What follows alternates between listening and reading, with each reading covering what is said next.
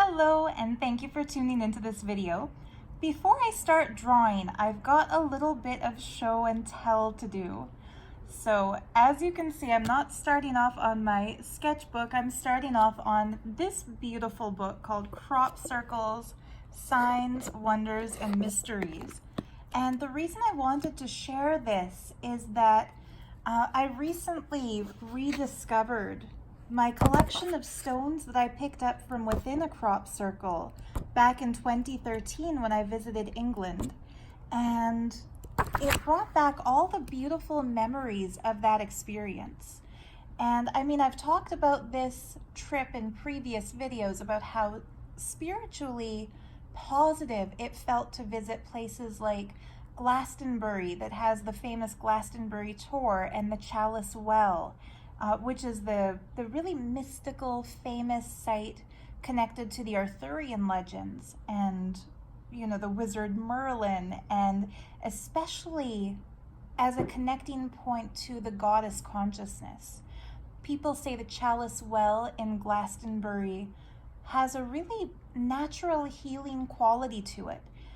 Scientifically, the high iron content in the water, which kind of gives it the reddish tinge that the ancients associated with femininity and menstruation, it comes from that high iron content. So when people drink it, of course, it can be a natural cure for iron deficiency, and that will also strengthen the body. But besides just that scientific property, being there on the tour, climbing it at sunrise and seeing places like the Avebury Stone Circle and Stonehenge, and going into some crop circles, was one of the highlights of my travel life. I've had the blessing to visit all kinds of temples in India, Buddhist sites in Thailand, places like Writing on Stone right here in Canada, that it's one of the only places where the First Nations people of North America left petroglyphs. And we don't know what kind of a written language they had, because typically they only communicated and passed down legends through oral tradition. But that sacred site of Writing on Stone, holy moly, if I go back there this summer, guys, I will make a little video to show you. The landscape looks like some kind of alien world. Like if you've ever watched those old episodes of Star Trek where they go down on an away mission to visit a strange new world, and they show this strange landscape that looks kind of lunar with multiple suns and mountains that don't look like earthly mountains. That's what Writing on Stone Provincial Park in Alberta, Canada looks like. It's famous for dinosaur fossils being discovered there. It's part Badlands, and it has all kinds of things called hoodoos, which are sedimentary rock formations that have eroded over time into these crazy cool shapes. I mean, just pause this video and Google it if you're interested in stuff like weather phenomenon and landscapes and nature. If not, like I said, the next time I go back there, I will take a video to show you. But I digress. What I was saying was I've had the blessing of visiting all kinds of sacred sites, but I think if I had to pick the place that had the most palpable energy, where I could actually feel an electricity in the air and a sensation beyond the physical, there were a lot of those kinds of places. I'm kind of pausing myself as I talk because I felt that in Varanasi, in the Ganga River, and in many other temples, the Madurai Meenakshi temple, the Kumbh Mela in Nashik. But one of the places I can say that I went in, not as a skeptic, but not as a true believer either. I kind of went in to see what would happen, was a crop circle in England. And like I said, I started telling this story in previous videos, but felt it deserves a video of its own.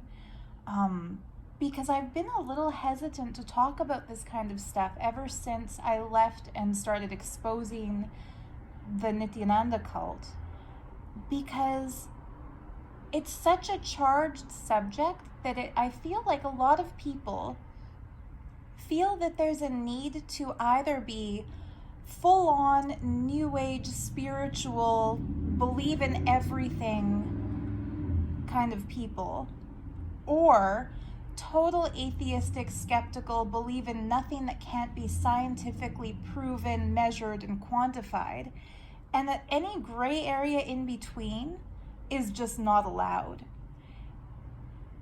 Maybe that's just my perception. I mean, I'd be very curious to hear how you feel about this in the comments section, so long as you're not preachy or dismissive of other people's opinions.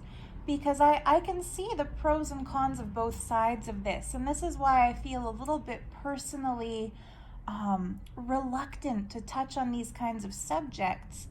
But I can see the benefit to New Age spirituality. I really love crystals and gemstones, and it's not just something that I sell, it's also something that I incorporate into my personal life.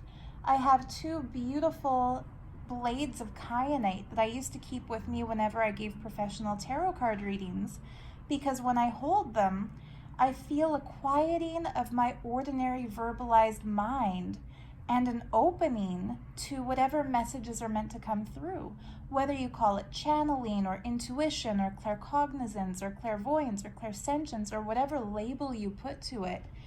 The way crystal healers describe kyanite as a stone for psychic power, I believe it because I've personally experienced it. And in a way, just saying that out loud in a video kind of feels like I'm coming out of some kind of a closet again regarding my spiritual journey, because a lot of people, like I said, when they are interested in cult exposure and disproving fraudulent gurus, they kind of fall into a camp where they consider anything in the realm of psychic ability or beyond physical understanding to be completely bogus.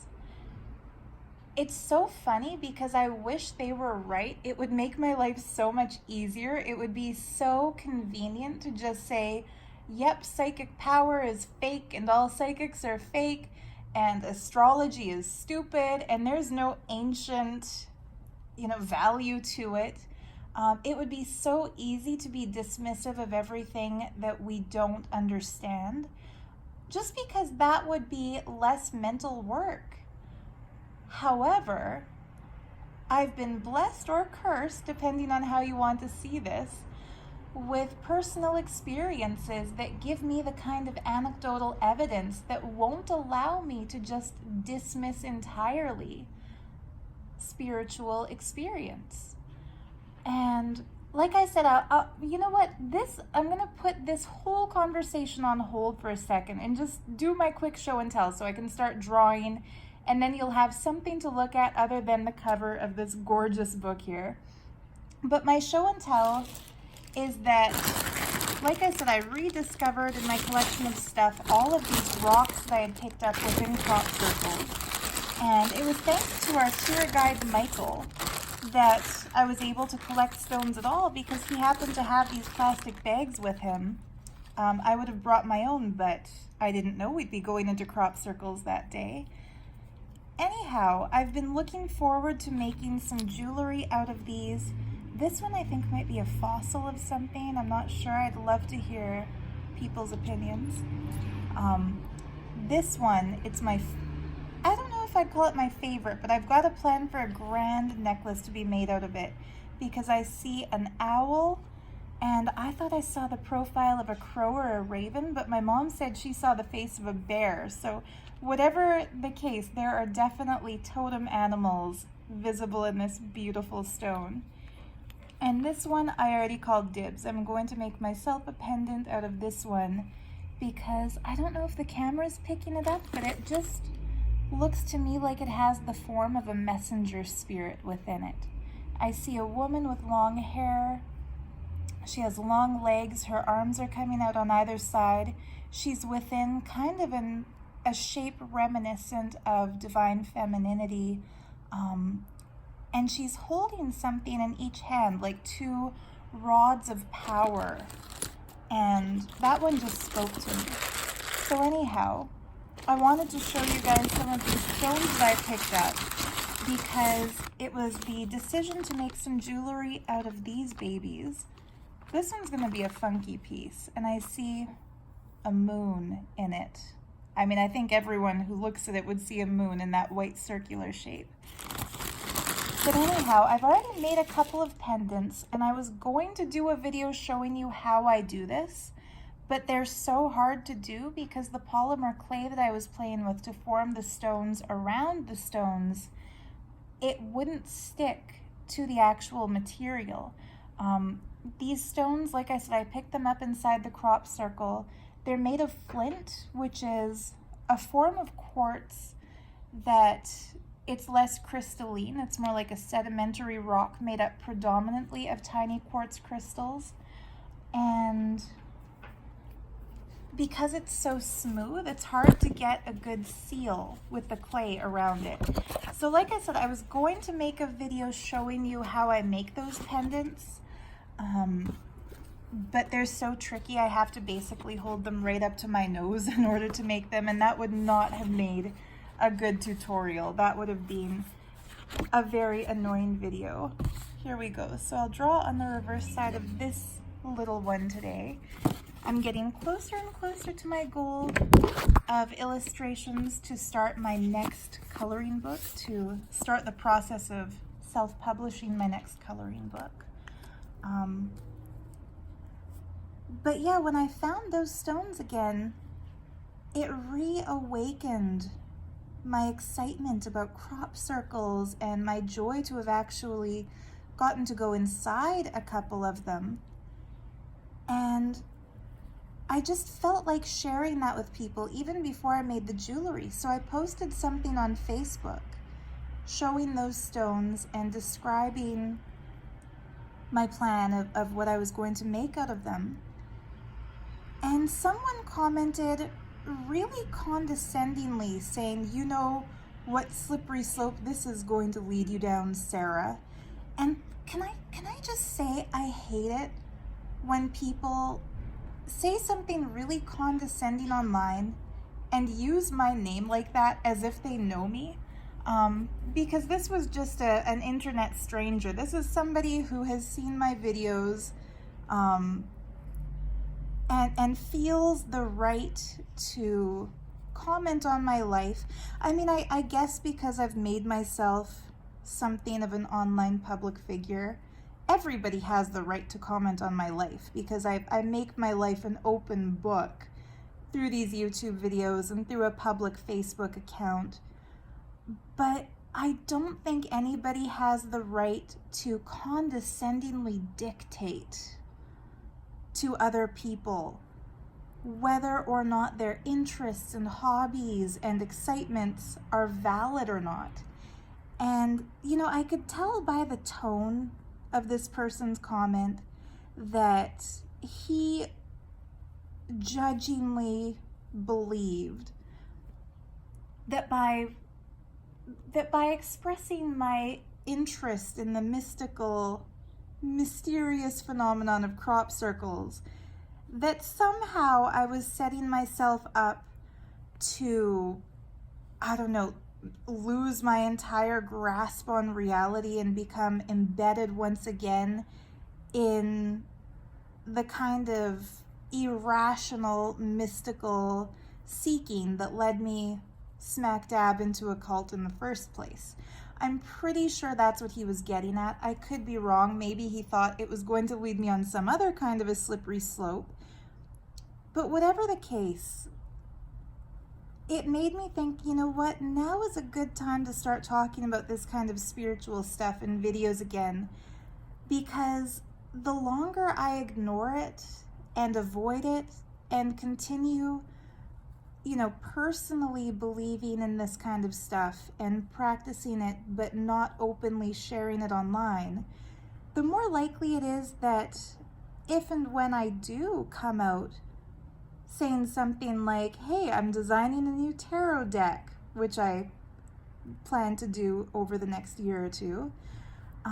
Or, hey, look, I made some crop circle pendants. Or, guess what, I'm reading this really awesome book about forbidden archaeology. When I do start talking about stuff like that, then all kinds of people who maybe just thought that I was an atheist after all of my negative experiences with a cult leader in India, they'll think that I've somehow lost whatever realization they thought I had gained. And so it's a really, like I said, it's kind of, I dug myself into this hole myself by kind of trying to disregard all of my spiritual experiences and reevaluate the validity of my interests and my beliefs. Because, quite frankly, when I got back from that cult, the Nityananda cult, I was so disappointed in myself that despite having a passion for freedom of thought and for self-sovereignty, I had been sucked into a cult.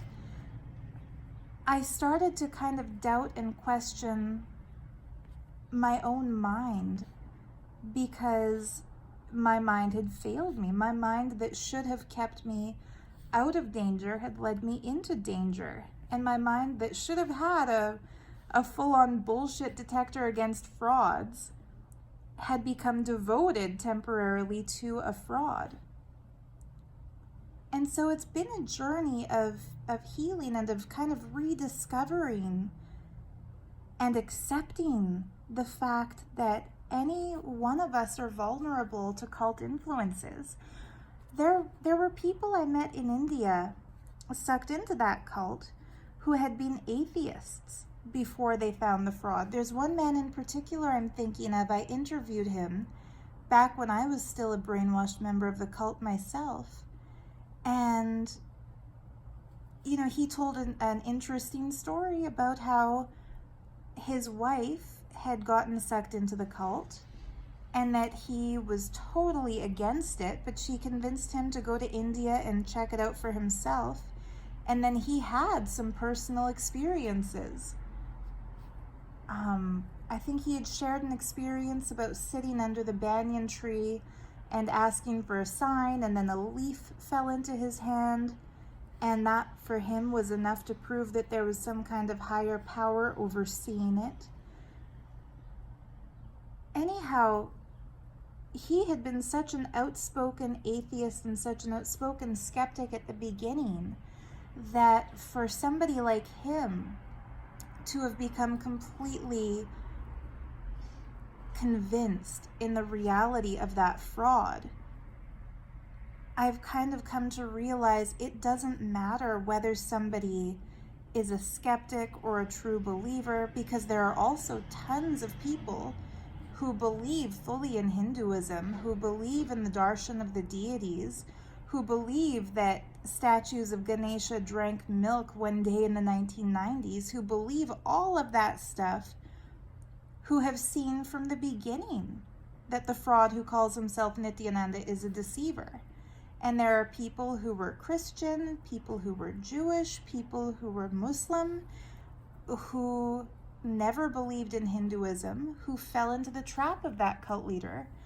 And then there were people like me, who considered myself spiritual but not religious, and got trapped into the cult of that fraud. So it's kind of like our baseline belief system doesn't determine whether or not we're vulnerable to cult influence. Getting a foot in the door, being exposed to sleep deprivation, malnourishment, groupthink, and intense ritualized study of the indoctrinating teachings of that cult, that kind of brainwashing technique, it has been developed to work, and it can and will work on anybody who gives a cult a try. And if you don't believe me, look at interesting, rational thinking individuals like Chris Shelton, who was indoctrinated into Scientology and is now one of Scientology's greatest skeptics and greatest exposers. If you listen to some of his videos, you'll know he's not a stupid person. He's not a gullible person. His YouTube channel is called Critical Thinker. And yet even he was able to be indoctrinated for some time. And so I don't think that what we believe in, it's so hard to describe. It's more like, I don't think that our beliefs make us more or less vulnerable to cult abuse. I think our dismissal of our own mental capacity to choose for ourselves makes us vulnerable to cults.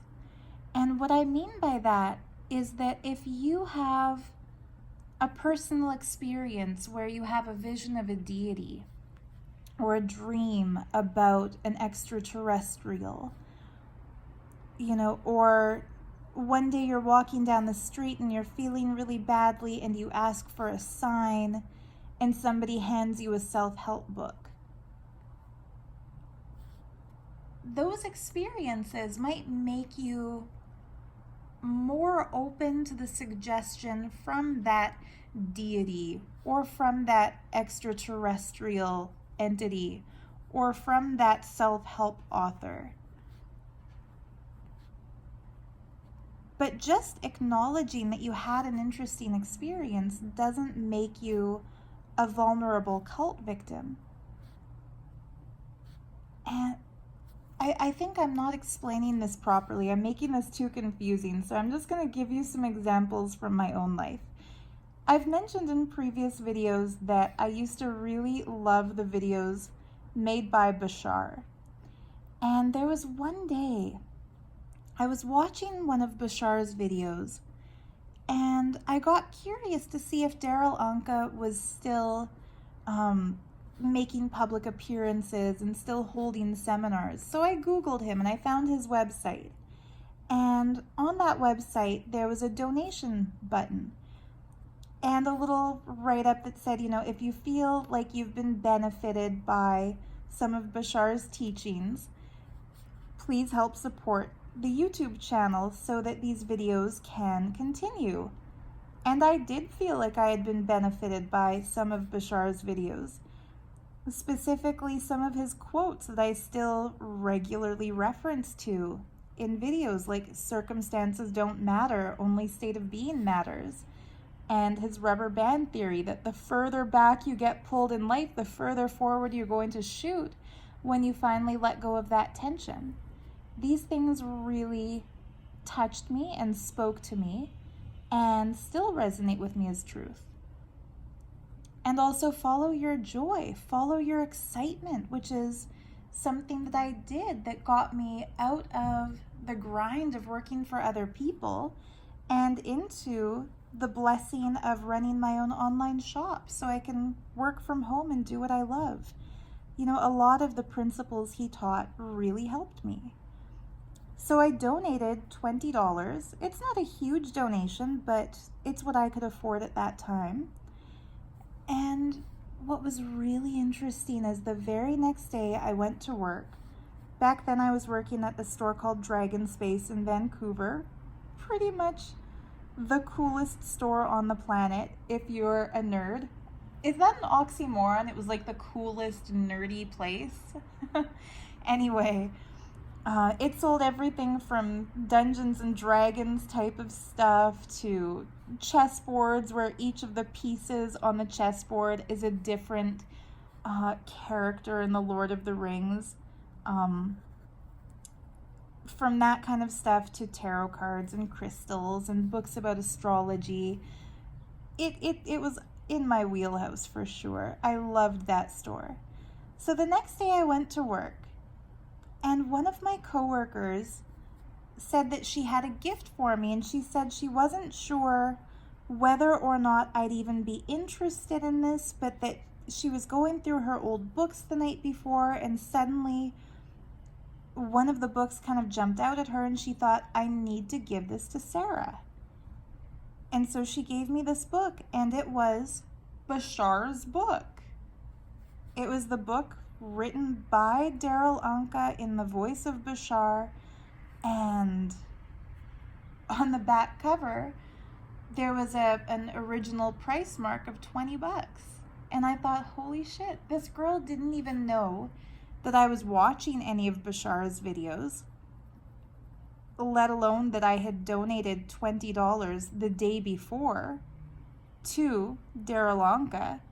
She just, happened to have looked at that book and thought of me and gave it to me. That's the kind of thing that, some people might say it was just a coincidence. It doesn't mean anything.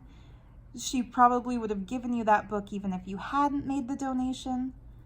But how do we know for sure? To me, it was such an impossible timing for it to be just a coincidence that it just made me believe even more in the message Bashar was giving, But that doesn't mean I'm going to drop everything in my life and find out where Darryl Anka is living now and become his ardent follower and give up on everything else I want to do in order to serve his mission. And part of the reason I trust Bashar is that he has stated time and time again in his sessions that he wouldn't accept devotion from people or surrender to people. And a few times when those attending his seminars asked him, why doesn't he appear in his original form, he said that he doesn't want to be glorified and he doesn't want anyone to follow him or to, bow before him, that the world doesn't need gurus. The world only needs encouragement for people to pursue their own excitement, not to give it up to follow somebody else's instructions. And so I kind of feel like there are two different types of New Age spirituality. There's the type that I embody, where I have intense reverence and gratitude to teachers like Bashar and to the late astrologer named Linda Goodman, who wrote a book called Star Signs, and, to Melody, who wrote the Love is in the Earth series, and to other teachers like that, where I've used their teachings in my life and feel benefited by their teachings, but I would never consider myself to be a disciple of theirs, nor would they ask anybody to be a disciple of theirs. Where, I'm willing to share my experiences with others because what helped me might help them too, and I'm willing to listen to the experiences of others because what helped them might also help me. And I think that is kind of a safe version of New Age spirituality. I believe in astrology because I have seen interesting things in my life, especially back when I was reading tarot cards and I made friends with a few of the astrologers on Granville Island. But that doesn't mean I'm going to consult with an astrologer before I make any decisions in life, because that's where the New Age spirituality can become a little parasitic. And that's also why I no longer do tarot card readings for anybody else, because I feel like the moment you make yourself a source of answers for other people, you're putting yourself on a pedestal where you feel that those people aren't capable of generating the answers for themselves. And similarly, the moment you go to somebody else for an answer, and this isn't a hard and fast rule, because like I've said in previous videos, I've always considered myself to be authentic and genuine. I've never tried to take advantage of clients, and in fact, I would tell my tarot clients they can only come for a reading maximum of once a month. And that if after their first reading they never came back again, I considered it to be a successful reading, because that meant they didn't need to come back with any more questions. They discover the source within themselves to give their own answers. But anyhow, the moment, if you watch a video of a spiritual teacher and you feel like, yes, that was what you were meant to hear in that time, and you're grateful for it, that's good. But the moment you think that that person is so much greater than you, more spiritual than you, or more attuned than you, or more connected to source than you, and you start to resent the fact that you're you and not them, that's when the problem starts.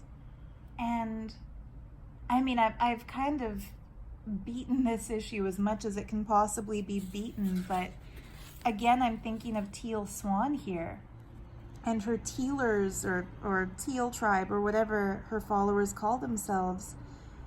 There is a strange codependency that's going on in that little community where she thrives and feeds off of the admiration and attention of her followers, and they get a thrill out of any personal attention that she gives them. And that's the kind of codependent, parasitic energy that, cult leaders have with their cult followers or cult victims. And that's where I feel New Age beliefs can be dangerous and harmful to people, where you always feel like the harder you work, the more work you still have to do, and that you've never actually benefited in any tangible way from the practices you're doing. You only become a little bit more arrogant and condescending towards other people who haven't done as much spiritual work as you've done.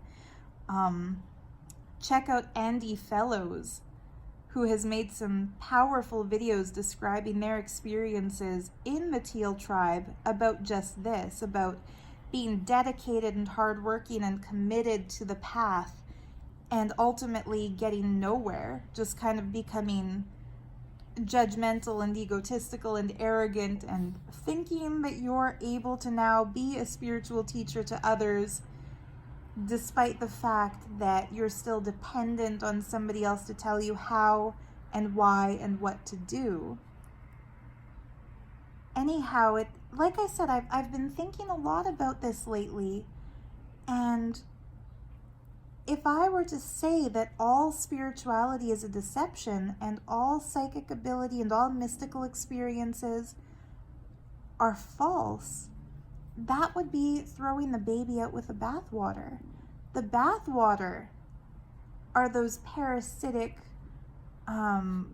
self-entitled, claiming to be gurus, spiritual authority figures who are trying to bilk money out of gullible people who are just looking for some validation.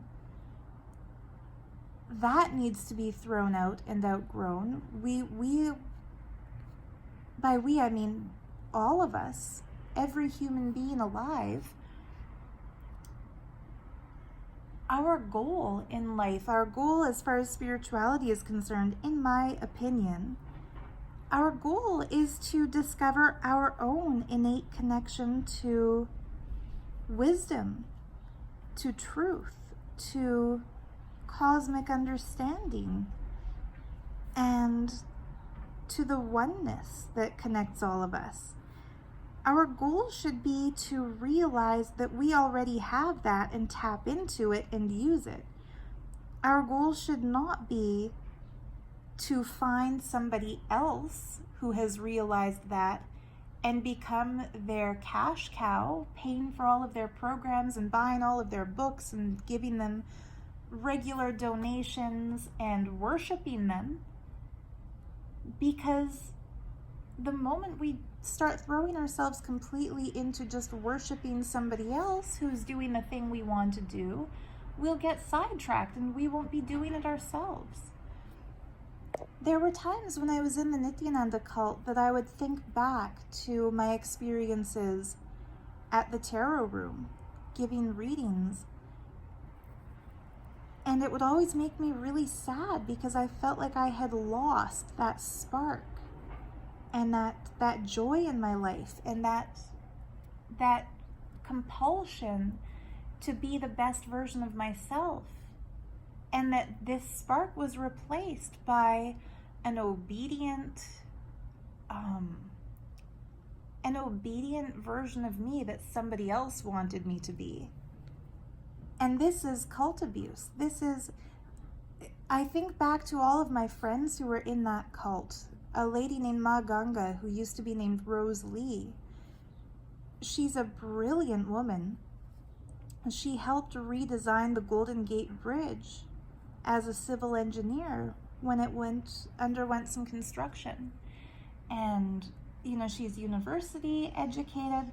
Not that education makes the person, but just that, she had some educational credentials and a very good career. But she was treated like total garbage by that cult, and eventually she started to believe that she was total garbage.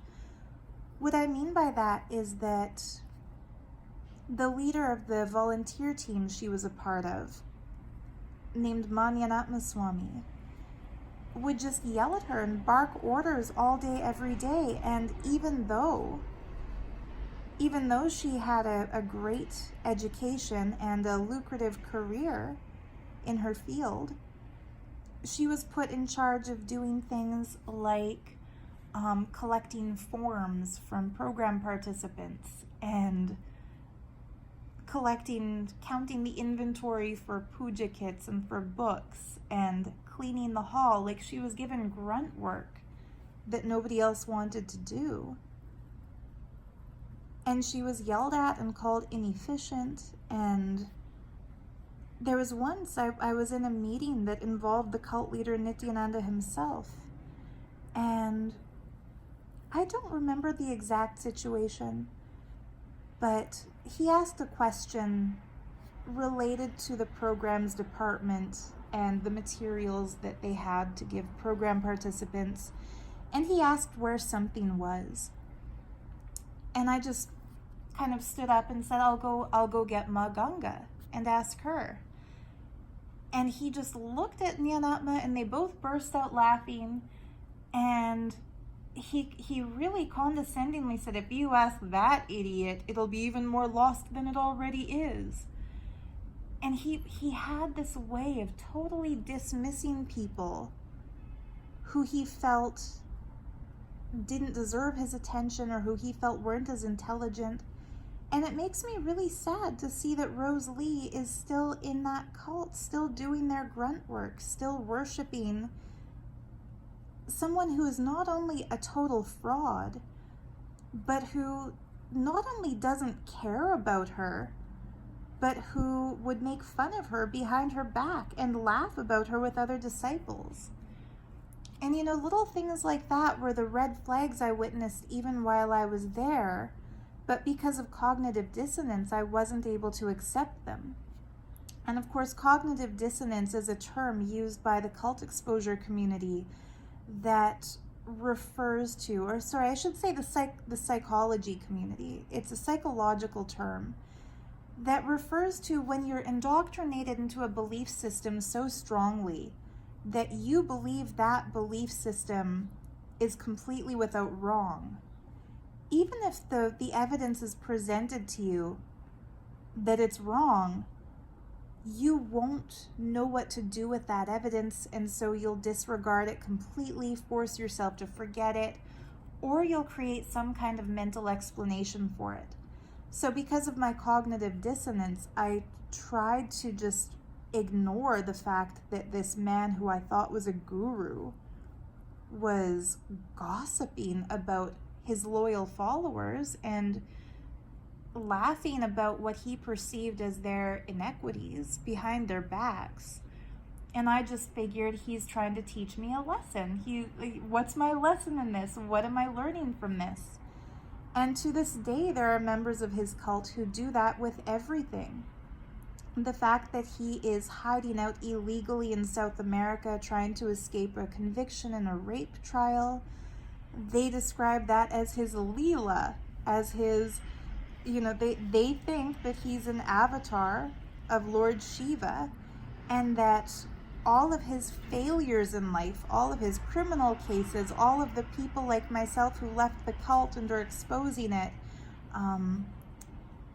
they think that all of this is him teaching them the lesson not to have any expectations of how a guru should be or how his mission should play out, and that they will only pass that test or learn that lesson if they continue to believe in him wholeheartedly, regardless of how convincing the evidence against him happens to be. It's so ironic because the guru is meant to be the one who leads you out of darkness and into light, out of lies and into truth, out of confusion into clarity. And what he's doing is the exact opposite. He's the Rugu, the one leading them into that darkness, into that confusion. He is mind-fucking all of them. And they're so mind-fucked that they think that the mind-fuck is the lesson of how not to be mind-fucked. I'm sorry, now I'm starting to sound like Osho. I don't usually like using swear words or foul language. Actually, that's a lie. I don't care one way or the other, but I usually avoid it because I know it offends some people, but that's really the only way I can describe what he's doing to his disciples. He is fucking with their minds, and they are thanking him for it and paying him for it. And that's a dangerous path.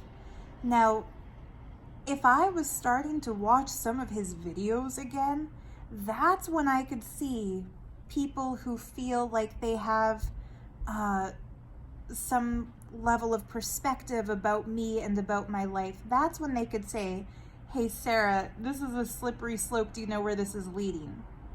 Because anytime somebody starts to give, any credibility or a possibility of redemption to somebody who destroyed not only their lives but many other people's lives for a good chunk of time because of their own ego and arrogance and greed, that I could see as being dangerous. If I started watching Teal Swan's videos and saying, you know what, maybe she is the spiritual catalyst, maybe I should follow her,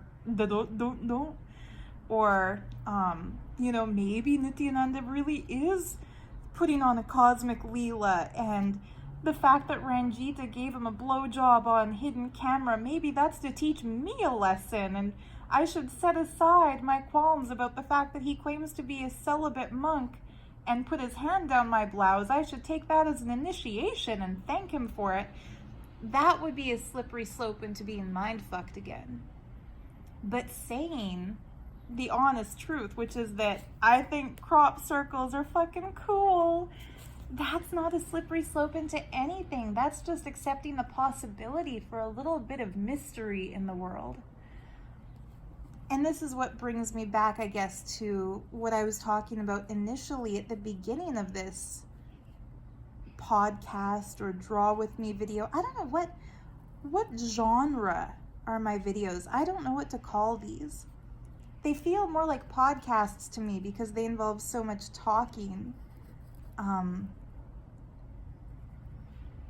the drawing is really just because I feel like there needs to be some kind of a visual element, and I don't really like Talking Heads videos. I don't really like, not the band Talking Heads. I'm sure their videos are fine. Not that I've seen them, but I don't like videos that just have particularly my face. I don't like just talking to a camera. To me, that feels kind of contrived and weird. By the way, I just had to switch pens because the ink was low, and my goodness, what a difference that makes. Look at how smooth this one is flowing. Anyway, bringing us back to the original topic I was coming up with, which is that I feel like now it's important to start opening up about my spiritual beliefs once again, because I don't want to mislead people into believing that I'm a total skeptic and that I don't believe in anything. And I've had a lot of people ask me questions about this in the comments under videos about, do I still believe I'm an Arcturian? Here's the thing. I don't believe or disbelieve anything, but I know for a fact I had a very powerful experience in my early 20s in which I heard a voice say to me, Sarah, you are an Arcturian. And it wasn't my boyfriend, it wasn't any of the neighbors that I heard, I should say my then boyfriend, I'm not still with that person, but it was a clear, audible, out loud voice, not just in my head, and I had never before then heard of Arcturians. And so yes, I believe in that experience because I had that experience. And you know, I kind of regret now deleting the video where I told that whole story of what happened that day. Maybe I will share it again in an upcoming video, but here's the reason why I'm reluctant to do that. I don't think it is at all beneficial to anybody to hear about the amazing, beautiful, mystical experience I had involving beings who identified themselves as Arcturians, because that just makes it sound, or not even makes it sound, that sets people up to feel left out if they haven't had a similar experience. And that's not my intention. I really feel like when we have divine visions or mystical experiences like that, when we see things and feel things and just intuitively know things, a lot of the time, maybe that's just for us. Maybe it's not meant to be shared in a public platform like YouTube. But maybe it is. Like I said, that's something I don't fully understand yet. And maybe I never will, and maybe I'm not meant to. But I do remember after making that video, a lot of people commented that they had called out to the Arcturians and didn't see them and felt disappointed. And I kind of felt guilty, like I wasn't even doing anything. I was just working at DKNY, feeling kind of like a corporate whore because I was vegan, working in a store that sells leather. And when I had this beautiful transcendental experience,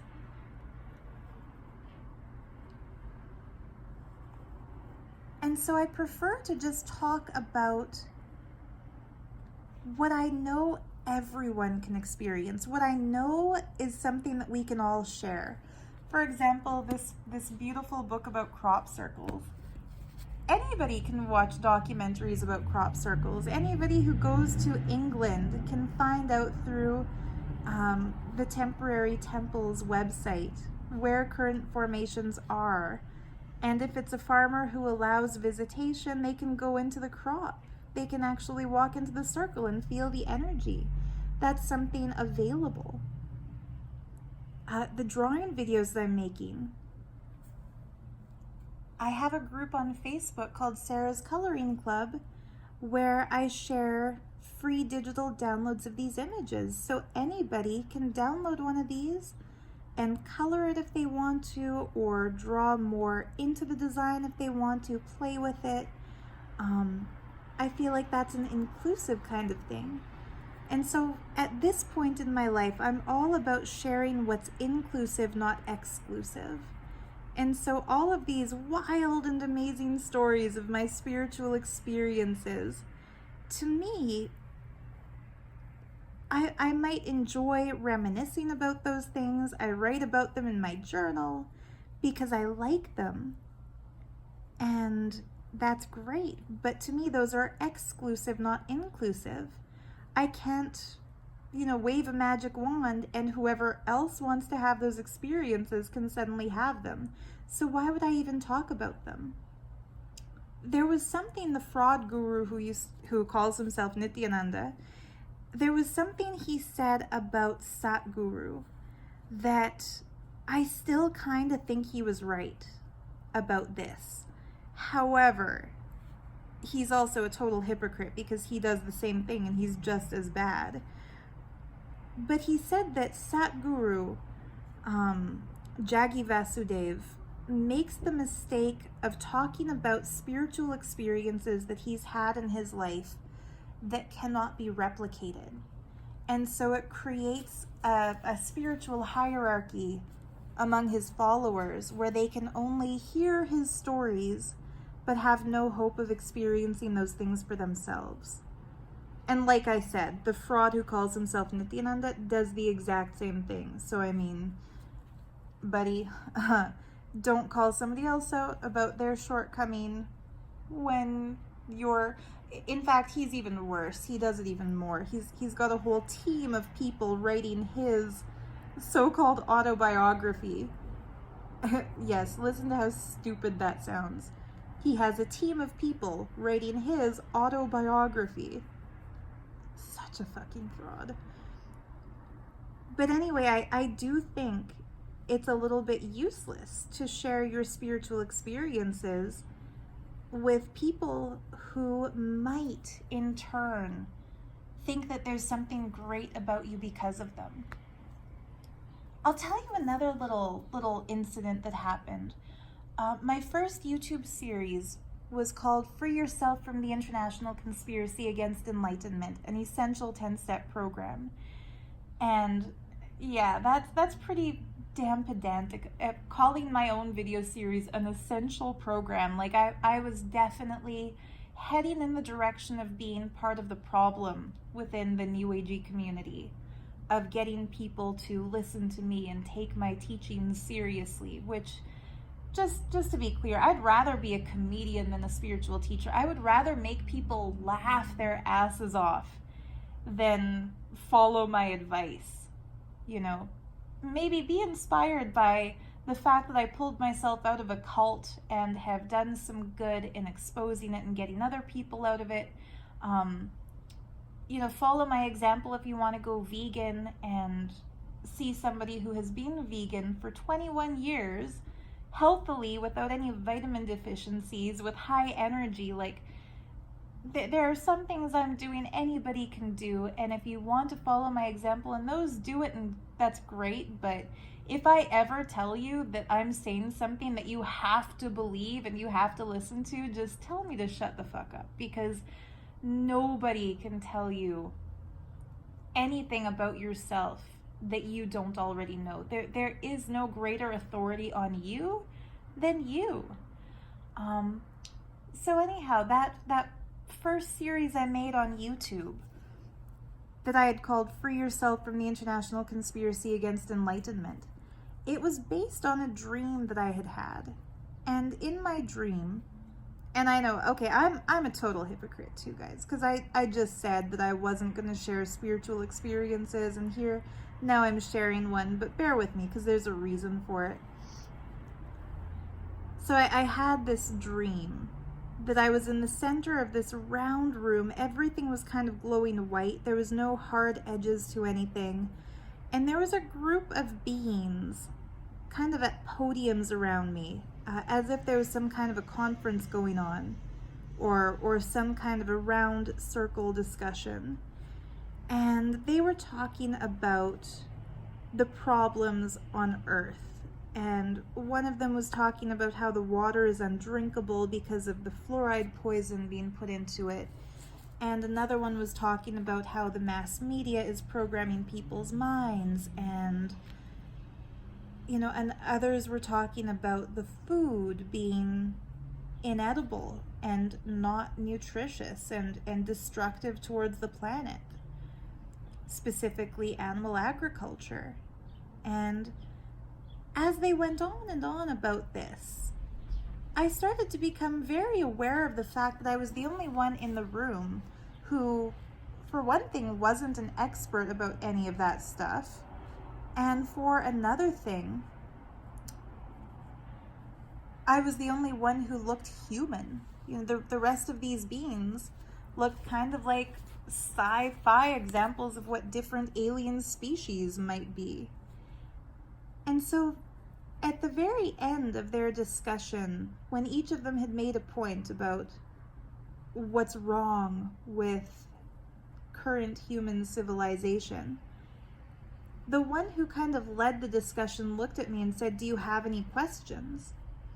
And I said, yes, why am I here? And he said, we are preparing to put you on the world stage. And then I woke up. And the first thing I did when I woke up was I Googled fluoride, because prior to that, I was still brushing with fluoridated toothpaste. I was born and raised in Lethbridge, Alberta, where the water is fluoridated, and I believed that was to prevent cavities. And so in that dream, at least it was the first time I consciously contemplated fluoride as a neurotoxin. And you know what? I am skeptical enough at this point that I don't rule out the possibility that perhaps at some point I had seen, graffiti saying fluoride is poison, and that infiltrated my subconscious mind and manifested in the form of this weird sci-fi type of a dream. Maybe there's all kinds of things that could have caused me to have this as a dream that aren't mystical or supernatural. But at the time, I believed fully that this was a group of kind of divine messengers telling me that something needs to be brought to the awareness of people. And that by preparing to put me on the world stage, it meant that they wanted me to be the one who reveals this information, that we shouldn't drink fluoridated water, and that network programming is programming us, and so we shouldn't be slaves to our television sets, and that we should be more physically active, and that we shouldn't eat animal foods, which I was already telling everybody for animal rights reasons, but that was the first time it was presented more as a human rights issue, that people are eating poisons, addictive chemical substances that are not actually healthy for them. So anyway, I started writing a blog about all of that stuff. And I wasn't even thinking YouTube at the time. It was somebody commented on the blog who said, I'm fascinated by this, but I don't have time to read all of it, because the same way I babble on and on in videos, I can babble on and on through writing as well. So you can imagine how many pages each chapter of that blog entry happened to be. And so out of compassion for the people who didn't want to read 20 pages of my fluoride research, I made a video about it, and a video about how network programming programs you and stuff like that. And at the end of the series, this was back in 2011, at the end of the series, I made a video about the dream that had sparked the series to begin with. And I speculated that those were possibly Arcturians, a group of Arcturian masters giving me that information, because the last really mystical experience I had had prior to that dream was the experience of hearing a voice tell me, Sarah, you are an Arcturian. And what's really, I don't even know if I want to talk about this, but people have pointed out, I'm a part of a group on Facebook called Truth Tribe, where people who used to be devout followers of Teal Swan discuss the way her teachings harmed them when they used to be part of Teal Tribe.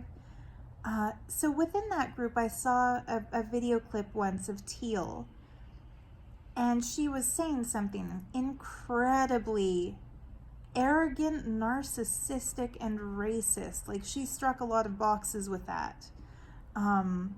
Checked a lot of boxes. She said something along the lines of that she had an encounter once where she was brought into a group of Arcturian masters aboard a sacred ship, and she described it very similarly to this dream that I had described in a 2011 video, where there was a panel of higher dimensional beings around her discussing.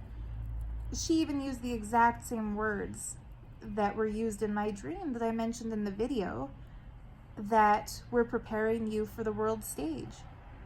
apparently this panel of beings said something similar to her, only in my case, where they had pointed out that fluoride is a neurotoxin and aspartame was another one that was highly dangerous, and animal agriculture and network programming and an education system that basically turns people into economic slaves.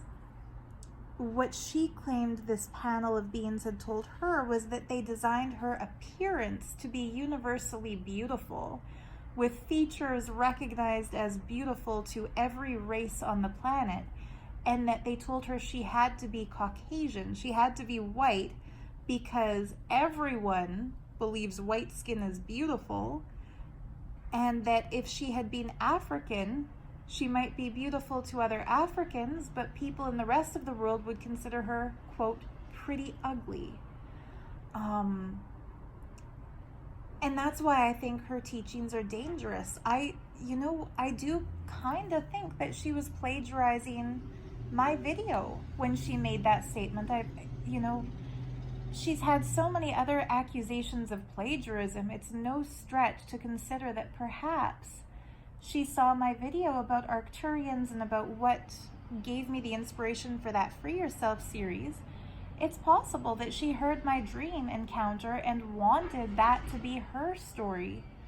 And so she claimed that the exact same thing happened to her, only instead of giving her the blueprint for basically exposing a conspiracy against enlightenment in people, that they said she's supposed to get really popular and a lot of followers, and that by people admiring her universal beauty, she will catalyze their awakenings just by existing. To me, that just sounds kind of like glorifying style over substance. Why would a group of interdimensional beings who don't even look human bother to you know what, I'm not even going to get into it. It's wrong on so many levels for so many reasons. All I'm saying here is that I can recognize in myself that there were times in my life where I might have had what psychologists would call a messiah complex, where I felt like when I believed in that fraud who called himself Nityananda, I felt like I had to prove that he was divine to everybody. And those of you who were my YouTube subscribers at that time, you must remember how belligerent and arrogant and Hindu-centric my thought process was back then. Similarly, when I had this dream of these beings telling me about network programming and education and fluoride, and funny enough, they didn't say anything about vaccination, so I am not an anti-vaxxer, just for the record. Maybe it's because my upbringing won't allow me to fall into that particular category of conspiracy theorist, because my grandma was trained as an operating room nurse and has described to me the change, we don't see kids crippled by polio anymore, and there's a reason for that. I'm not saying that it's not a possibility that they are lacing vaccines with other things that might be detrimental towards human health, but because, why would they put arsenic in that shit? But in general, in principle, the lady who invented vaccination, who came up with it, was a scientific genius and has saved the lives of many, many individuals. Anyway, it's just like the whole COVID-19 pandemic. I've got a lot of people who I'm friends with who really think that the whole thing is a fake disease. The same kind of people who align with Trump. God, I feel sick even saying that name. And who think that any media criticism against him is fake news. I'm the first to say that a lot of what's told to us in the mainstream media is probably not real, but I'm not going to defend a Cheeto-looking racist prick who would rather give corporate bailouts to multi-billion-dollar businesses than free healthcare to a population of citizens who he's supposedly in office to make their country great again. He said that the schools, whether or not schools should reopen, is the greatest civil rights crisis of the century. And keep in mind, within 100 years, like this century, meaning from 1920 till now, we have seen the right to vote granted to women and to black people. An innocent black man who was not resisting arrest was murdered by a police officer, and that sparked international protests against the systemic racism in his country. And he's saying that the school issue is the greatest. Fuck, how can people... Okay, I'm sorry, I'm going into rant mode again, but I just do not understand why otherwise intelligent people think that he is somehow telling the truth more than the reporters who just repeat the stupid shit he says. He thinks there's an AIDS vaccine. Like, okay, enough said, right? Anyway.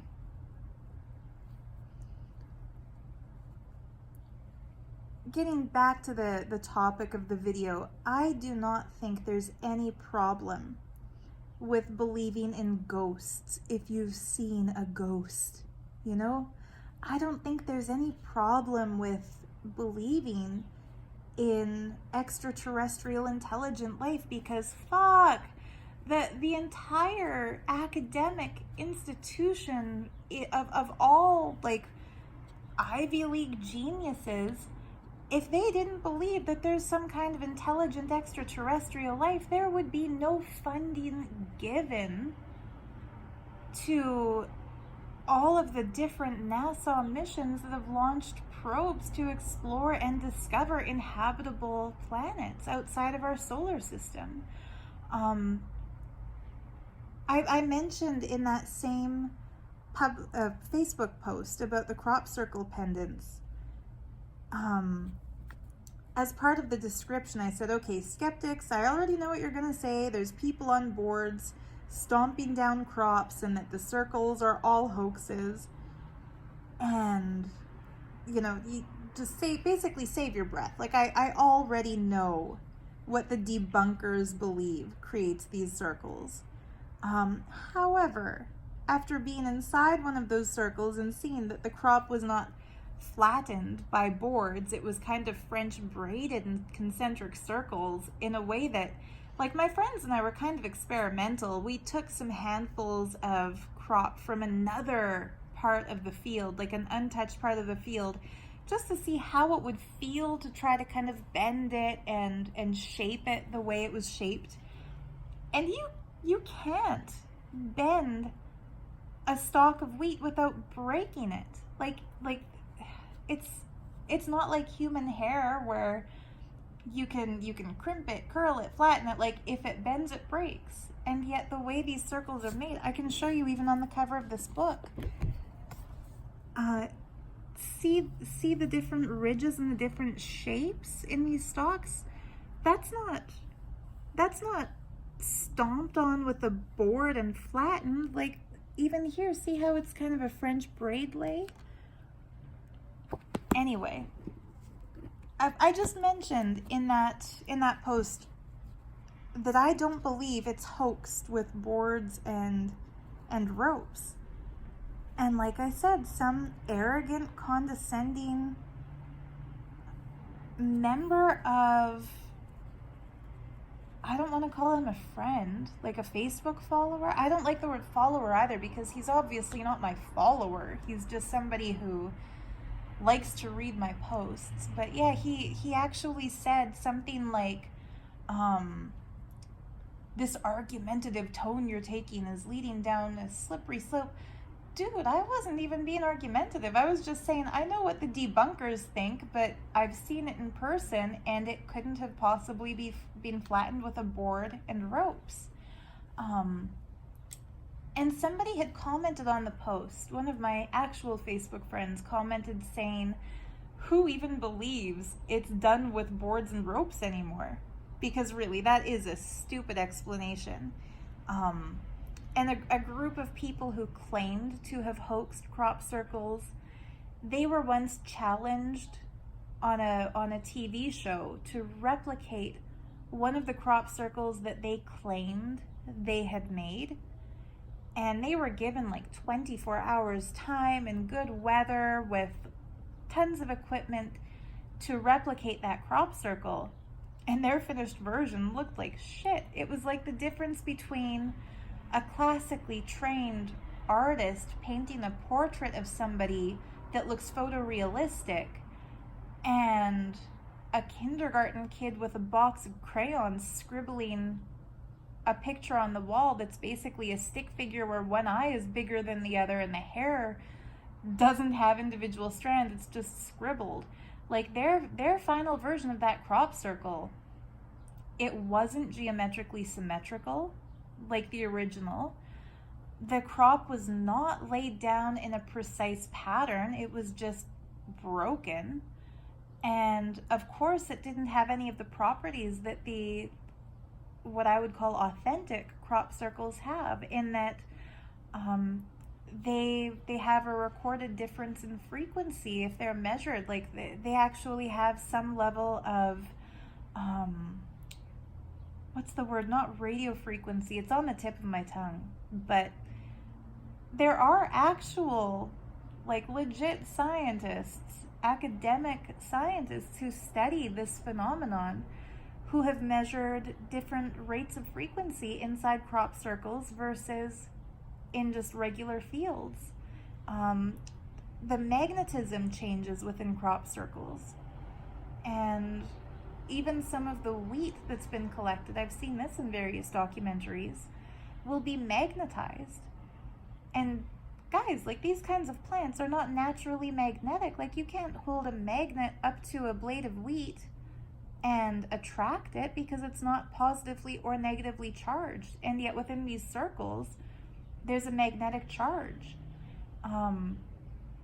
Anyhow, the person who commented, like, who believes this is done with boards and ropes anymore, he probably saw some of the same documentaries I've seen that debunked these self-proclaimed circle makers. So I replied something along the lines of, you'd be surprised how far debunkers are willing to ignore facts in order to support their assertion that it's fake. Because debunkers, if they see the beautifully braided, concentric, geometrically perfect circles, and a pilot, for example, there was a huge circle formation discovered near Stonehenge once. The pilots who first spotted it from the air had flown over that field multiple times that morning, looking out their windows at the fields, and saw nothing. And I believe them, right? Like, if you're flying over Stonehenge, you're gonna look down. Like, well, who would waste that view? I have flown from Calgary to Vancouver at least 25 times, meaning like 15 return trip flights, so there and back. And every time I fly over the Rocky Mountains, I book myself a window seat and just forget the onboard entertainment. I look down at the mountains. So of course, the people in this plane were looking down at the fields. And when they flew over the field once, there was nothing there. On their way back, something like 25 minutes later, there was a huge, geometrically perfect circle based on the Julius set, one of the original fractals discovered by geometrists. And it was laid in a way that it was impossible for it to have been done with boards and ropes, and it appeared in broad daylight. So there's no way, like, unless a team of like 500 people who had been practicing how to create this giant earthwork for years, unless they had all stormed into that field somehow unnoticed by the farmer and by passing traffic and by the flight crew. Even then, they couldn't have done it in 20 minutes. And that's obvious based on the people who in 24 hours can't replicate a crop circle. Anyhow, that's what I mean. Like, here are the scientific facts. A giant formation appeared in which the crop was braided, not broken, in less than half an hour in broad daylight. That's a fact. I'm not saying that it's impossible for people to be making them, because I don't know the level of genius other people possess. You know, maybe there are some students at Oxford University 50 years ago who, for whatever reason, got interested in agriculture, and so they visited some fields and stomped some geometric patterns into them as a hoax, and then over the decades they refined their skill and started using magnets and ultraviolet, like who knows what. But all I'm saying is, if it's elaborate hoaxers who have invested millions of pounds, millions of dollars and hundreds of hours for something that they don't earn any money out of, and if it's being hoaxed by people, then I am the biggest fan of those people. You know, they're geniuses. They're creating something beautiful. They're keeping a little bit of mystery alive in the world, which I think is fun.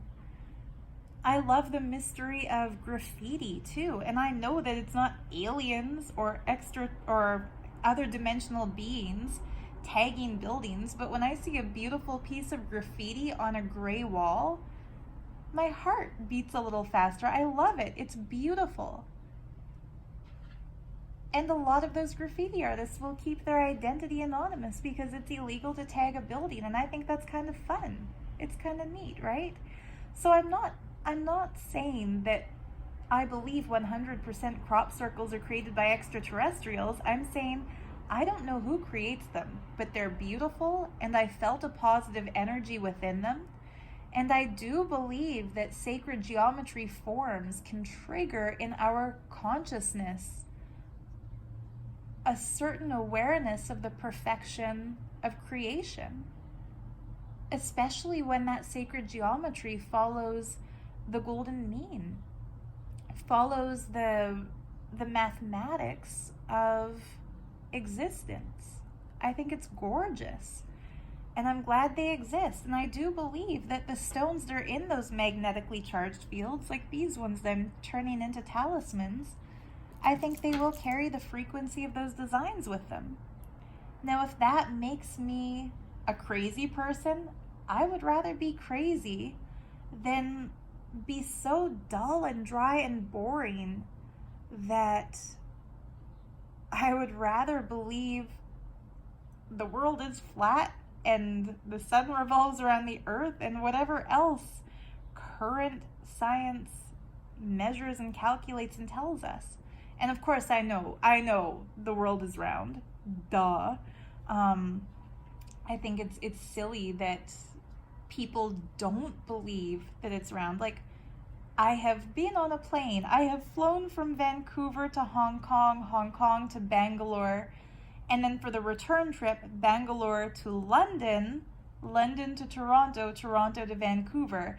That's a trip around the world. Like, if the world, if it wasn't a globe shape, then I would have only gotten further and further and further away on the flat plane flying from Hong Kong to London again. Like, I mean, it's just silly to me that there are flat earthers out there. But I mean, there was a time when science ridiculed those who said the world is round and ridiculed those who said the earth revolves around the sun, and ridiculed those who said that distant stars can have their own planets revolving around them. Anyway, I don't think it's crazy to be interested in mysterious phenomenon and to find it exciting.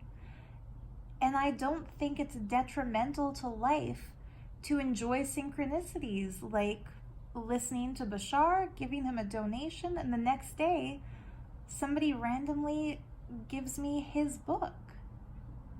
I really enjoy those kinds of synchronicities. That's what keeps life fun for me. And I don't think it's a slippery slope into delusion and confusion, because now I know the pitfalls of getting indoctrinated into a cult and surrendering my free will over to somebody else who has his own or her own agenda. I've mentioned this in previous videos, but I think it's worth mentioning again now. And I'm just going to turn this because I think I'm about done drawing for this one. I'll set my pen down. But I mentioned this in a previous video. I think it's worth mentioning again. My old boss at the store Dragon Space, she was a practicing Wiccan and really fascinated by and immersed in the craft. And she would regularly have girls ask her to be a high priestess and to start a coven because they wanted to join with her and learn from her. And she would always say no. And I asked her once why she didn't want to pass on her wisdom and take on this role. And she said that she's a solitary witch. And she described the difference. And she said that the moment somebody within her community becomes a high priestess of a coven, they are responsible not only for their own spiritual connection, but for the spiritual connection of everyone else in the group. And that she believes that part of the joy of life is having ups and downs, and doesn't want to set herself up in a position where she's not allowed to have a down, because her down becomes everybody's down. And that she doesn't believe in the hierarchies, especially spiritual hierarchies, and that she wouldn't want to follow somebody else above her as a high priestess. She would rather conduct her own rituals. And likewise, she doesn't want to be followed because she doesn't want to see somebody above or below her. To me, that was more wisdom, just in her one stance about why she chooses the solitary path. That's more wise and more beautiful than anything I've heard from any Hindu gurus. And that's how I'm choosing to live my life from now on. Not as a witch. I wouldn't call myself Wiccan, because that kind of diminishes the all-pervading complexity of existence. And that's the same reason I don't identify as an Arcturian starseed. Maybe that's an aspect of who or what I am. But I'm not ashamed anymore to say, yes, I do believe in crystal healing and the power of the stones. I've experienced it. I love it. Maybe it's bullshit, but I'd rather believe in that bullshit because it's something beautiful and fun and life-affirming and positive. I wouldn't use it to treat a cold or any illness. I would go to medical professionals, but I will use them as meditation aids. And I will use them as talismans for positivity.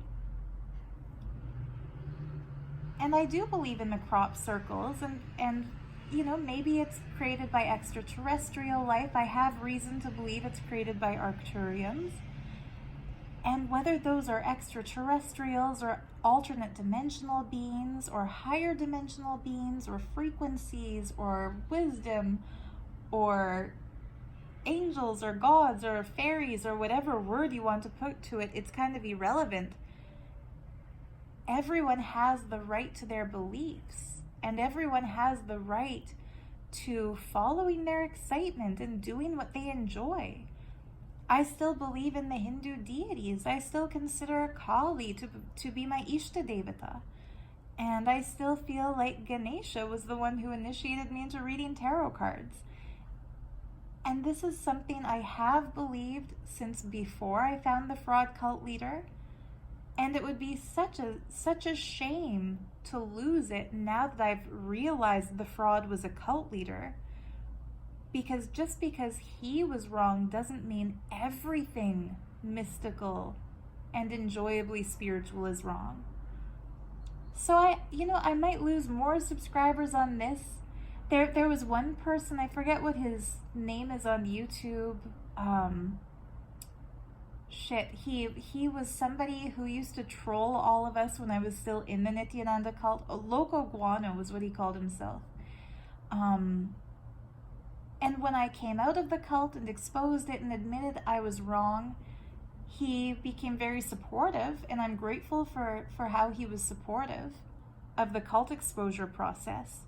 But he became kind of a bully towards people like my friend Joanna, who's also a cult survivor, where when she said things about her belief in the COVID-19 pandemic that disagreed with his belief, which for the record is also mine, I believe it really is a pandemic and that the lockdowns are for our safety, I would rather keep myself away from any potentially deadly virus that's out there in the germ pool. Like, yeah, whatever. She had posted something about it being a fake disease created to destroy the economy for some nefarious government agenda. She has the right to that belief. Maybe she's right. None of us actually know. We only have our beliefs. Just like I said, maybe crop circles are an elaborate artistic earthwork created by some geometry majors who got bored one day in math class and decided to put something beautiful and confusing as a sign to people in the fields. But I don't think that's the case. Maybe it's true, maybe it's not, who knows? But that person, that Loco Guano person, I finally blocked him on Facebook because of the way he was bullying Joanna for her beliefs. And it's kind of funny because I agree with him, not with her, regarding that particular situation.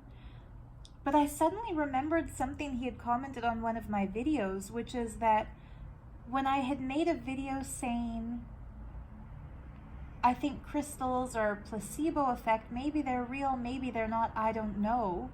He said something along the lines of, that's when he knew I was healed or cured of my delusions because I no longer believed in crystal healing.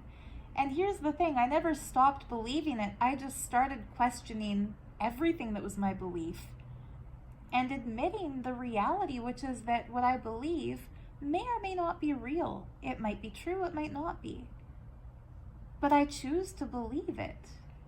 And now I know the next time I make a video about crystal energy, like one that was requested by Barbie Bitch about sugilite, when I make that video, which I still plan to make at some point, he would think, oh no, she's fallen back into her delusion and it's a slippery slope. And no, he's not the person who left that condescending comment on Facebook. That was somebody else entirely. But it's kind of like I am ready now to stand up again in the strength of my spiritual enthusiasms and not feel like I have to hide them or shy away from talking about them. I'm curious to hear what you guys think about this stuff. How do you feel about crop circles? And have you ever been into a temple and felt its energy? And do you follow a spiritual practice? And if anybody watching this is Wiccan and is a high priestess or is a part of a coven, I'm not at all trying to knock your beliefs. That's cool. And neither was my old boss. It's just a matter of personal preference. And personally, I prefer a life without any spiritual hierarchies, but also without ruling out any possibilities. I hope I'm articulating this in a way that's understandable, because I honestly don't want my channel to be an argumentative place where it's an assertion of my opinions as if they're better than anybody else's. It's basically just my little platform, like a video diary where I share what I'm feeling, ideally for those who feel the same way and who feel good connecting with somebody else who reaffirms their beliefs and their feelings, or for people who see things totally differently but enjoy an exchange with somebody who disagrees. Chris Shelton, who I've mentioned before, who's one of the great minds exposing Scientology. He's been posting a lot on Twitter lately regarding the division caused by Black Lives Matter movement. And like I've been very outspoken about this in my last video, I am all for the Black Lives Matter movement because of the systemic racism. And of course I know all lives matter, but at this moment, the lives that are being the most badly abused by police brutality are Black lives, and so I feel it is absolutely essential to stand strong with the activists in support of Black Lives Matter. But in any case, he has been tweeting his opinions about all lives matter, and that it's kind of a divisive movement to label all whites as racist because of white privilege. I'm paraphrasing, so please don't think he's a bad guy based on the way I'm dumbing down what he had been tweeting, because I think I kind of am. I'm not giving the full spectrum of what he had said. But when I saw tweets of his that I don't particularly agree with, do you want to know what I did? I just kept scrolling, because I know he is a very compassionate person who has a heart big enough to care for those who are currently indoctrinated in a cult that once abused him. And so he puts himself out there online every damn day to try to wake people up from the abusive system of Scientology, despite the fact that it has conducted many character assassination attempts against him. And so if there are a couple of things that he and I disagree with, he's also tweeted things making fun of vegans. And I am such a proud vegan that I would say veganism in my life is more important than exposing cults. It's more important than being anything else I might be. But again, when he tweeted that, I just kept scrolling because I don't want to be an argumentative person who regularly engages in some kind of an online pissing contest with people trying to assert that my opinions are right and their opinions are wrong, because I have more fun just sharing my opinions with the people who do want to hear them than forcing them down the throats of people who don't want to hear them. And I think that's what this comes down to. I've had people question me in the past about when I've said in my videos that I don't want people to argue with me in the comments. I am definitely not saying I want people to agree with me blindly and that nobody should disagree with me. What I'm saying is, if you disagree, that's fine. That's great, whatever. But don't try to preach to me in the comments arrogantly about why you think you're right and I'm wrong. Just move on. Find people who agree with you and pat their backs instead of finding people who disagree with you and trying to break their legs. That's how I kind of see it. It's like there's nothing that anybody online can say to me that will ever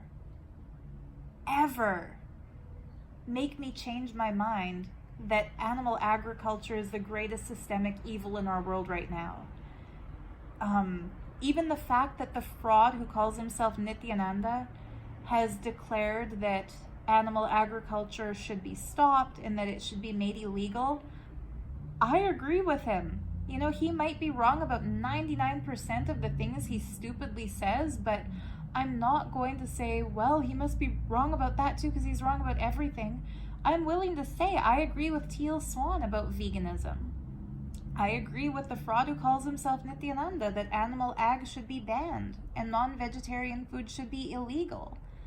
And if you don't like that, okay, but don't expect me to debate with you because that's not what I'm here for. I'm just here to share my views. And it's interesting because when I post things about crop circles and veganism, I've noticed that there are some people who immediately try to bark down at me condescendingly. Guys, be proud of me because I really wanted to say mansplaining throughout this whole video, but I've avoided that term after a male friend of mine said that he finds it sexist and defensive. So instead I'll just say condescended. So that in some ways, yes, I'm definitely changing my verbal communication based on feedback I get. So I shouldn't say nobody will ever change my mind by debating in the comments, because that changed my mind. I would feel, yeah, anyway. I've noticed there are some people who will immediately start condescending, saying this is stupid, this is wrong, blah, blah, blah, blah, blah, blah.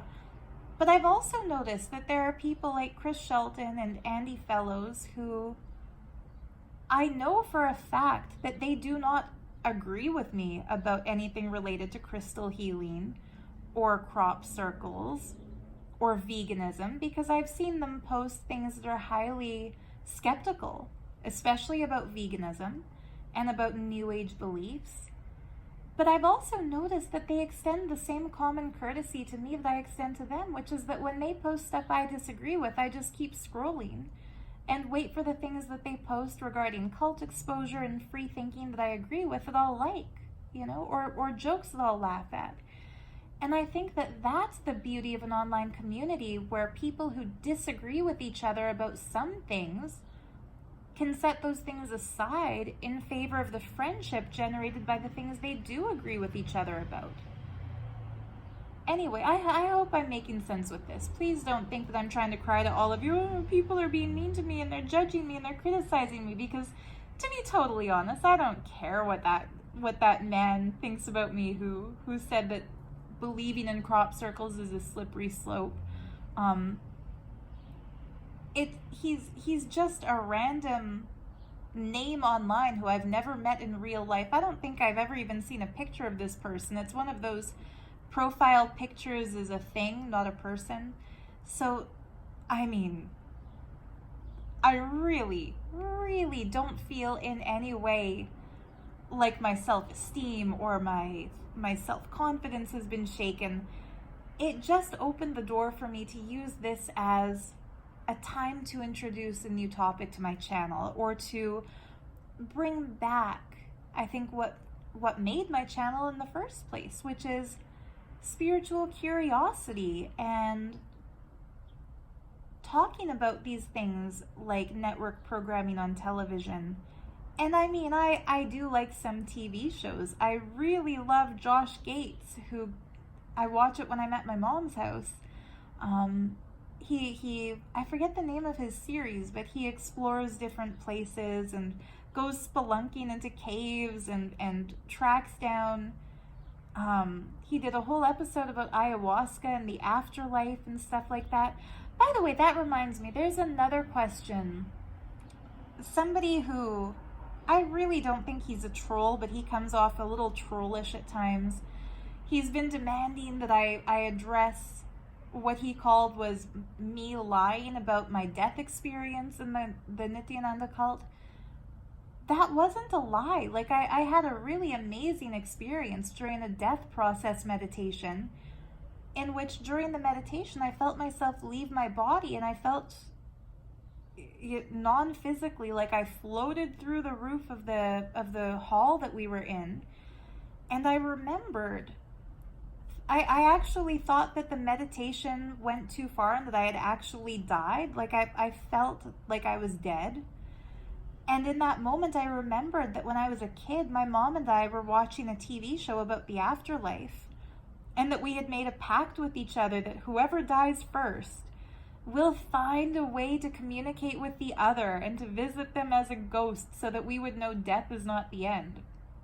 And so as I felt my consciousness merging into the universe and kind of floating into space, with all the power I could muster, I tried formlessly, like it's so hard to put this into words, because how do you yell without a mouth?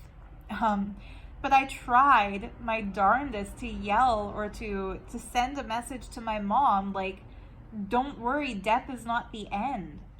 And I felt this surge of energy go through me as I willed for her to get that message.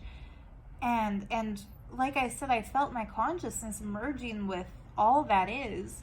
And I also realized, like, how sad is my poor mom gonna be that she lent me the money to go to this program in India. It was the first one I attended back in 2009, and that she's going to get that horrible phone call that her daughter died. Like, that sucks. But at the same time, it was exhilarated because the body was down there and I was floating beyond it.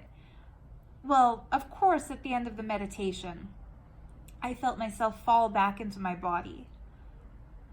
And the next day, when I was checking my email, there was an email from my mom asking if everything was okay, because at the exact time we did that meditation process, which was like 3 a.m. Alberta time, her phone rang just once, and there was nothing on the answering machine. Like, there was no return number to call. It just said India. And she thought of me, and she immediately had this heart-sinking feeling like, oh my God, Sarah died. And she was trying to reach out to me to tell me something. Like, why would I lie about that? My mom, Teresa Landry, who's reachable on Facebook, who is not a secret, like, if I was bullshitting about that, if I had made that up, she would call me out on that, because she does, she's a free-thinking person in her own right. So I would never presume to make something up that directly involves her when I know that it will eventually get back to her, and she'd say, wait, that never happened. So dude, like, I didn't make that up. It happened.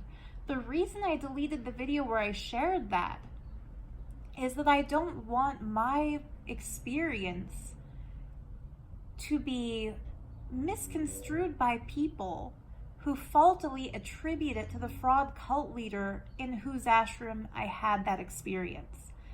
Because I had a very similar death experience once while I was meditating in my bedroom when I was 17 years old, just out of high school, before I had ever even heard the name Nityananda. I think the reason I had that experience was circumstantial. I was intensely seeking enlightenment. We were led through a meditation technique that has been used for centuries, maybe millennia, in India. The exact process of the death meditation, from the incense burned in the hall to the music that was played to the description of how we should lie there. We were actually given the example of Ramana Maharishi, who arguably, and I think he was a genuinely enlightened being, we were given his experience as an example to emulate. So I don't think the fraud cult leader gave me that experience. I think I had that experience because of all the circumstances, because of the meditation that we did, the process that we did, and the yearning that I was feeling to experience it rightfully. So anyhow, this video has kind of been all over the place. So I hope it's been listenable or watchable to you guys. I kind of stopped doing this drawing partway through because it started streaking a lot. I'm not sure if you noticed, but where I put all of these little lines right here, it's because my finger had trailed through the black ink and I was starting to create more smudges on the paper, like you see. So I'm going to explore different kinds of non-smudge pens before I do my next video like this and try to solve that problem. But anyway, I hope that even though I was kind of all over the place and all kinds of different topics, this was still watchable for you. And if you have any questions, if you disagree with me, please do leave a comment stating your opinion, because you're entitled to it. Like I said, I just don't want any arguments in the comment section. It doesn't mean that I don't respect people's right to free speech and right to their opinions. Feel free to comment on anything and everything. Just don't feel free to condescend or to assume that you're right about everything or whatever. Do what you want. I think if you watched 1 hour and 43 minutes of this, you're probably not the kind of condescending jerk who's going to try to write off all of my experiences because it doesn't fit within the narrowness of your worldview. You're probably like me about this kind of stuff, not like my critics, but whatever. I don't know. just feel free to comment, and if you have any questions or any topic suggestions for future videos, please let me know. I was going to give you guys a flip through of all my other, and I'm hitting the camera, sorry, all my other illustrations for this upcoming coloring book, but I think this has gone on long enough, so I'll save that for a future video. Some of them are fairly small, like this whole page is just this one drawing, but after I finished it, I just kind of loved it so much I didn't want to surround it with more imagery that would detract from that little detail. So anyway, I'll share more of that in future videos, talk more about the artistic process. I've had some really cool flashbacks to mystical messages that used to come to me while I was drawing. And I've started journaling again. You might have noticed the backdrop I'm using for a lot of these is this beautiful journal that I bought. So I'd like to talk a little bit about journaling and paper crafts and writing letters to pen pals and post-crossing and my other nerdy kind of hobbies in upcoming videos. If you're interested in that kind of stuff, let me know below. In fact, if you've watched this far, I think you have the right to a video request. So let me know, what would you rather see in my next video? The properties of the crystal sugilite, the stone I should say, not crystal. It's a powerful purple, very rare mineral that a lot of crystal healers call it the strongest stone of the purple ray, and a very powerful stone of the Sahasrara chakra, which is like the connecting center to universal wisdom. So I could do a video about the stone sugilite. I can talk more about the crop circle experiences. I didn't really tell you guys about what I felt and what my friends felt inside the circles. That deserves a video maybe. Or a video about drawing and channeling, like request your topic of choice, and I'll try to accommodate all of them with priority given to whatever request comes up the most, I guess. Anyhow, thank you so much for watching. I appreciate the support, those of you who are still subscribed, and a big thank you to those who have been buying jewelry from my Etsy shop during this economically devastating time.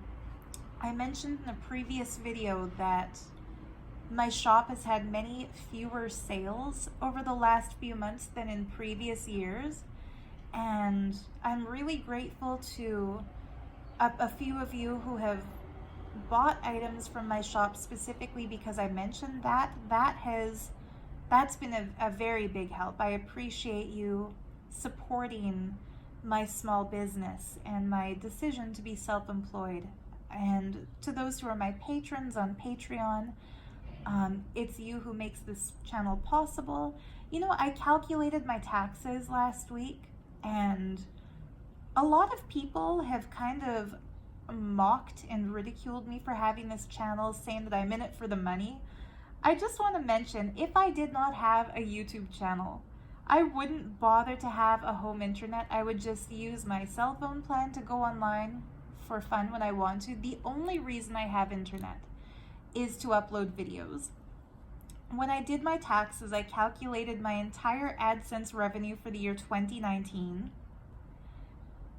and my entire AdSense revenue, meaning all the money I made in the entire year through YouTube, was about $400 less than the entire amount I spent just on internet. Not counting the fact that I upgraded to a new phone so that I could get a higher resolution camera, not counting the tripod that I paid for, not counting the light that I bought so I could film at night. Like, I didn't even make enough money on YouTube AdSense to cover my internet, let alone all the other expenses that this channel accumulates.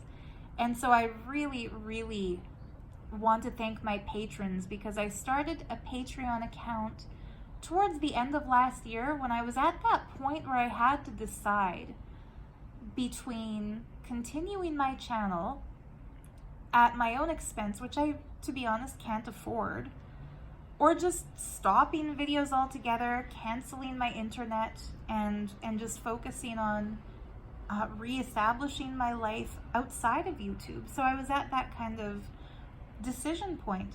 I should mention, like, the video I first made exposing the Nityananda cult, it has more than 500,000 views, which on a monetized channel might have earned somebody a couple $100, but because that video is considered controversial, it was demonetized. So that earned $0.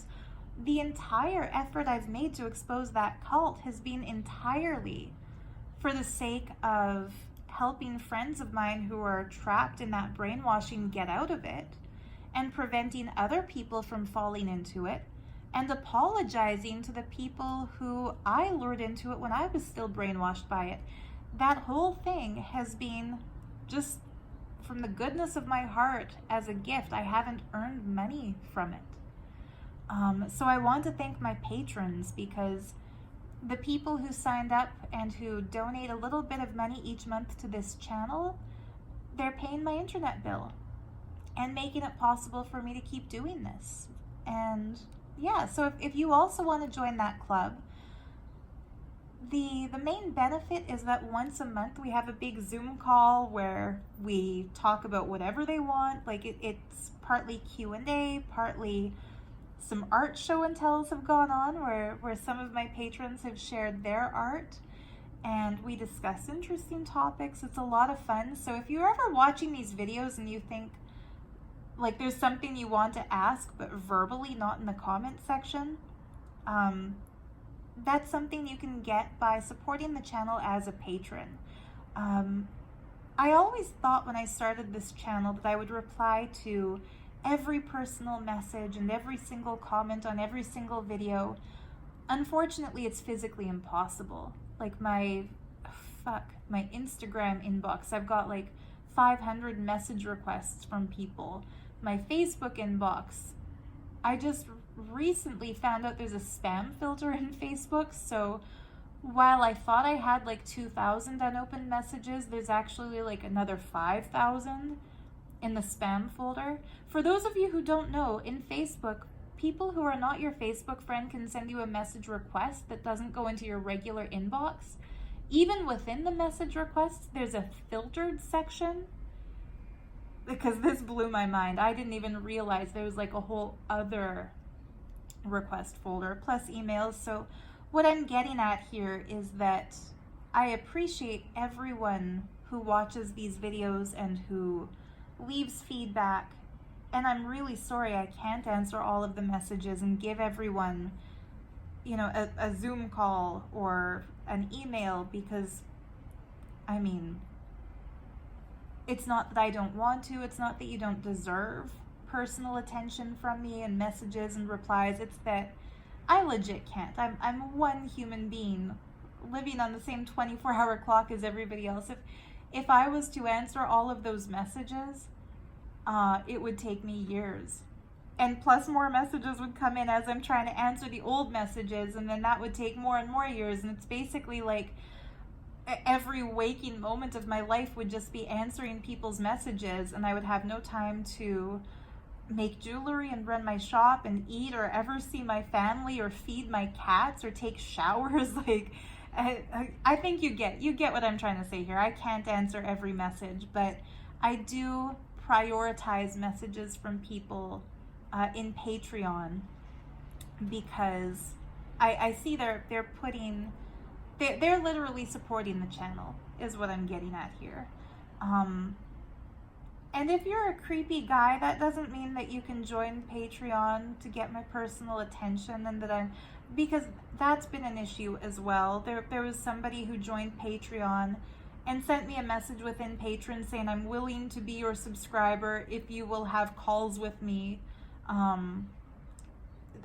mean, that's verbatim what he had written. And I decided to just ignore that message and wait and see what happened. And sure enough, he deleted the $5 donation that he had pledged before the beginning of the month, which is when Patreon sends the funds to my PayPal account. And guys, like, I'm not a Patreon whore. I'm not like a cam girl who's willing to just throw my morals out the window and engage in whatever kind of talk you want just because you pay me for it. So don't get any ideas about Patreon. I mean people who are genuinely interested in conversations and having monthly Zoom calls with each other where we can talk about art and beliefs and stuff.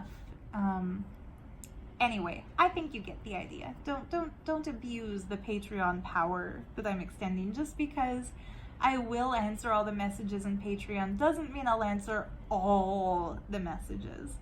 So, you know, keep it professional or keep it friendly. Yeah, you get the message. But yeah, thank you to those who have bought jewelry or joined Patreon. And thank you to those who don't skip the ads, because the few videos of mine that are monetized are usually the ones that get the fewest views. So it's been months since I've had an AdSense payout, because you only get a payout once it accumulates to $100, and most months it doesn't. So anyway, just thank you. Thank you to those who support the channel and who enjoy what I do. Much love. Thanks for watching. Sorry for a 15-minute babble at the end about gratitude to those who support the channel. I'll see you in the next video. Bye.